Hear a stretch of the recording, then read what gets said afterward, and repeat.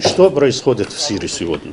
Это что, революция или восстание? Сирия нуждается ли в демократической реформе? В самом деле этого, которые они хотят, чтобы был плурализм, политический плурализм, чтобы была свобода в Сирии. Точно в Сирии есть патриотические силы, которые хотят, чтобы в стране был плурализм, чтобы была демократия. Эти силы живут в сирийском обществе, влияют.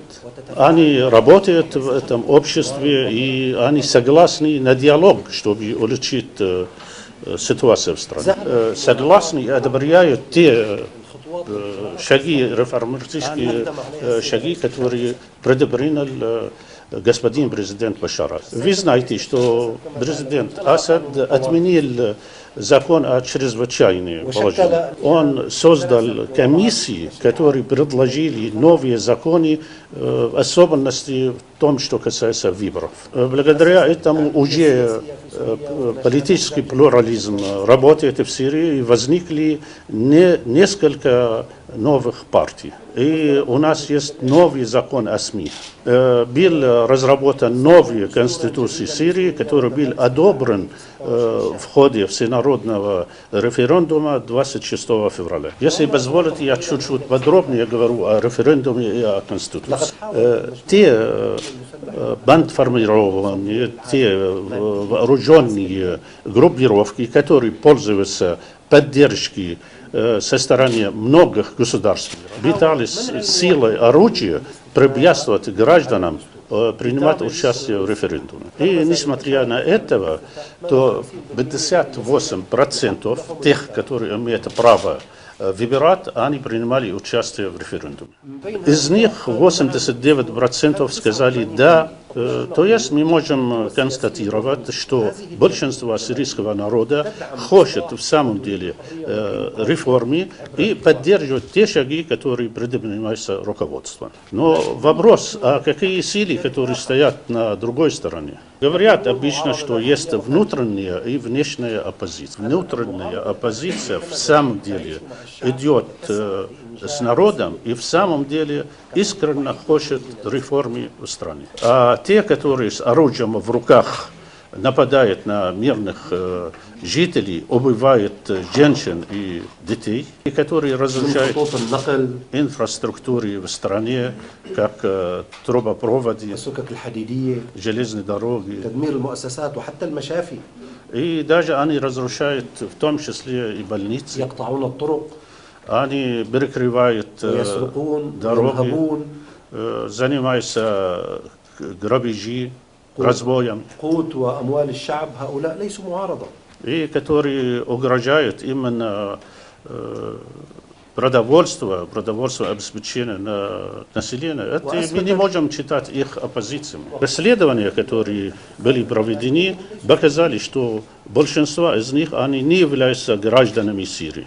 Теперь, что касается внешней оппозиции. Эта внешняя оппозиция представляет их группа людей, которые живут за рубежом. Они очень далеко от истинного положения внутри страны. Некоторые из них изучали за рубежом и оставались там, в той стране. Некоторые из них, которые потерпели неудачи внутри страны, они эмигрировали за рубежом, или он был вором, который украл национальное богатство и уезжали. Они неизвестны в Сирии. И сирийский народ не знал о них, только они стали известными на фоне вот этих событий. Они хотят именно захватить власть. Если они в самом деле хотят реформ и демократии, почему отказываются от диалога? Они отказываются принимать участие в разработке новых конституций, новых законов. И если они в самом деле хотят добро своим родине, они могут предложить свои предложения, но мирными путями, законными способами. И это самое известное, что это демократия, это через урны для выборов, а не через военные силы США и НАТО. Очень простой ответ на это очень большой вопрос. Если бы они были уверенными, что народ поддерживает их, уважает их, то они тогда спешили бы, чтобы принимать участие. И они могли бросить вызов режиму именно демократическими способами. Режим говорит: добро пожаловать, приходите. участвуют в выборах.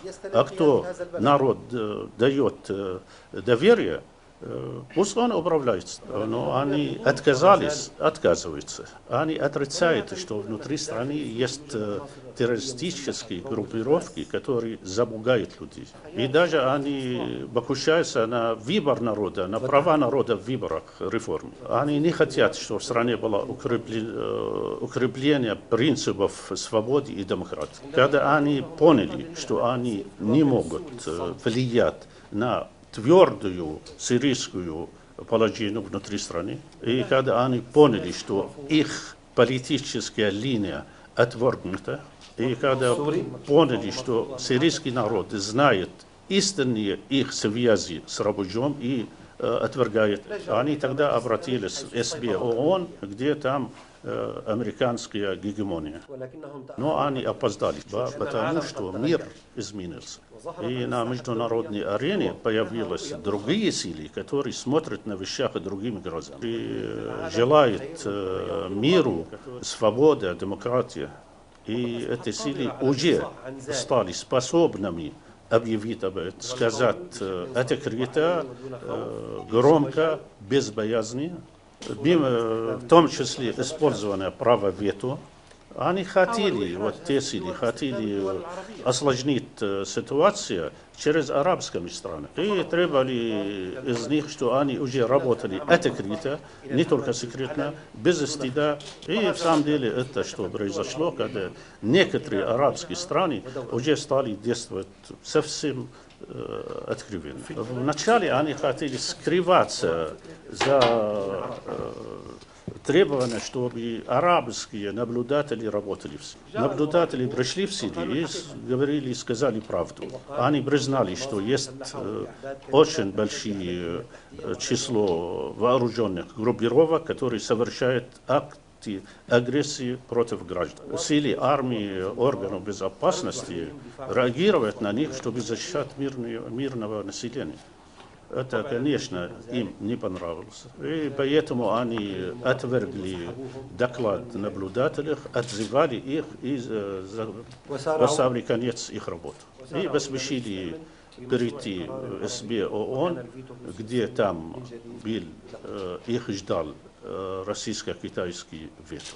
Ну, а теперь, что касается главного принципиального вопроса, касающегося перспективы решения проблемы в Сирии. Я могу сказать, что есть два выбора. Первый – это то, что